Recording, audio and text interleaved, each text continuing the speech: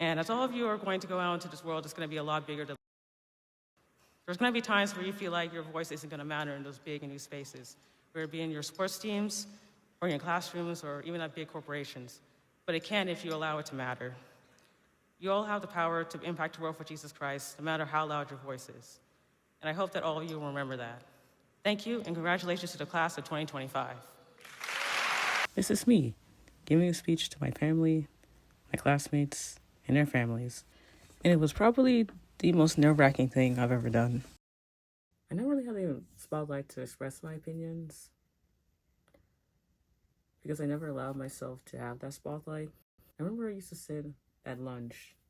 My friends will talk about a lot of various things because a lot of them were outgoing and they already have opinions under their belt of what they would like to talk about. Me, on the other hand, I'm used to allowing myself to be overshadowed by those outgoing people.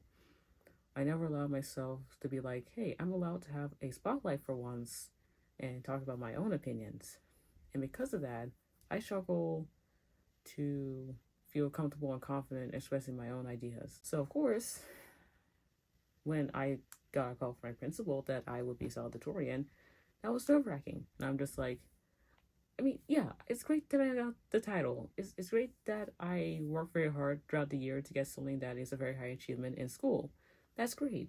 The problem is, I'm not used to actually having a spotlight on me at all, ever. And because of how nerve-wracking it felt that for once in my life, I can't escape from the fact that I have to put myself in a spotlight to express my opinions, I put a lot of pressure on myself to express myself through a speech that I had to write after I got the call. According to him, I had an entire week to write that speech.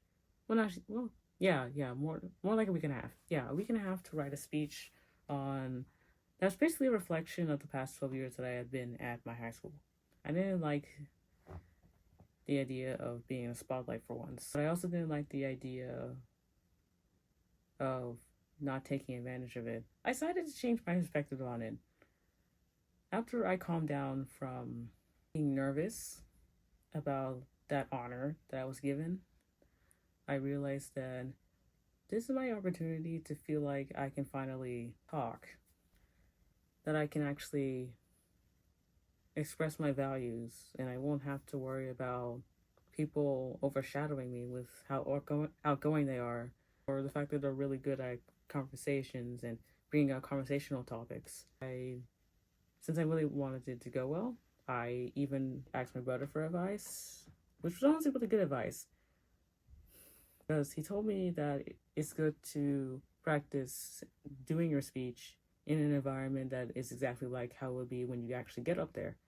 So I figured, my bedside table, my dresser, dresser would be a great idea or a great place to practice doing my speech. So I laid out my printed speech in a way that was convenient for me to read and be able to speak effectively without panicking. Like, oh wait, what did I say previously? Where was the paragraph I was just on, and stuff like that. And also did it specifically in a mirror, so that way my body language can be noted and recorded by me.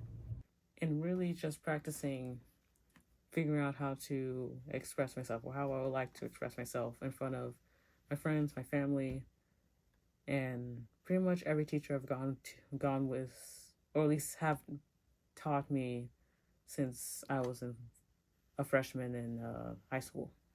And then the moment came when I would stand up in front of everybody and say everything that I've been writing for the past week and a half. I can't back out of it. I can't tell someone else to do it or rely on other people to do the talking for me. I had to do the talking. And I felt really nervous when I finally got up there and I started talking. There was this one part where I was like, oh yeah, after all these grueling things we have to do, we're finally free. And then people started laughing. I avoided trying to make my speech funny because I'm not good at comedy. I'm not good at humor. I don't have charisma at all to make funny jokes. I can't do that. So I just focus on just making it inspiring instead of making it funny. Which I feel like with that approach to just make the speech just something that I'm comfortable with and that I feel can work for me when I'm up there really helped me to actually make people laugh. I think it was through people actually laughing at the small little thing that I said was authentic to me.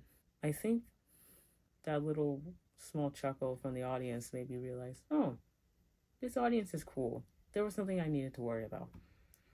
So I finally felt comfortable being able to just go on with the rest of my speech. And, throughout the rest of my speech, I felt confident.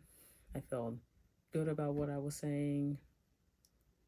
Even everyone afterwards, when I was done, when we all went outside and spent time with our families, taking pictures, everyone came up to me and was like, "Oh, your speech was so beautiful. It was so inspiring. It was very well crafted. It made me cry a bit," which was shocking. I don't know why my speech made people cry, but sure, that's awesome. not awesome. Not that I'm fine with people. I don't want to make people cry, but just happy that people really have found the speech resonating to them. And I felt so confident and good about my speech until I saw the recording of it on my parents' phone. And I listened to my voice back and heard how I was a lot on the words, at least at the beginning of the speech, because I was definitely nervous. And because of that nervousness, I started rushing through my words like I normally do when I'm nervous. And a lot of the stuff that I was trying to say and working on for so long didn't get out. But the important part that resonated with me when I was writing it did come out. My speech was basically about finding value in your voice and allowing yourself to understand that your voice does matter. That message was the part that I really wanted to get out and make sure that people heard. And they did, because in that moment, and I calmed myself down after a couple minutes of me being a little bit nervous, that whatever I have to say does matter to the people in this audience. And it's something that I wish I could have said to myself for every oral presentation I had for my English class, or just for any presentation I had for any other class that I had back in high school. And it's also the very thing I wish I had told myself when I was at the lunch table with my friends, that my voice does actually matter. And maybe if I had told myself that, my friendships would have been a lot better. They would have been a lot more comfortable hanging around me. They would have saw me as someone they could form a deep, close bond with. But you know what? None of that matters, because it's because of that speech that made me realize what causes me to not feel like my voice is valued. I mumble a lot on the words that are important because I'm scared that it's not going to be valuable or it's going to be stupid. But once I told myself that the stuff that I want to say isn't stupid, such as your voice does matter, that's when I spoke clearly and people could hear me. I think the problem I also saw in my speech was that I'm not good at projecting my voice, and that's something I'll probably need to work on and practice. Here's another thing I also noticed in my speech. I also have trouble enunciating on words. I'm not really sure if it's just problems in my mouth where my tongue isn't exercised enough. But whatever it is, that's something that I probably need to work on, because a lot of my words sound like other words, and that causes people to not fully understand me at times. So overall, the speech was worth doing because it's allowing me to see what I need to work on to make sure that I can be a better conversationist or conversational person in the future. So people can better feel like they can approach me and relate to me. And I can also work on figuring out how I want to express myself, because I never thought of that before. I never thought about actually improving myself. And now I feel like I'm finally making progress on being able to connect with people, or giving myself stepping stones to be able to connect with people, because that speech happened. So if you're presented with any of those kinds of opportunities where you're in the spotlight and you have to talk, whatever happens, it can be a great lesson to grow as the person that you to grow into the person that you would like to be.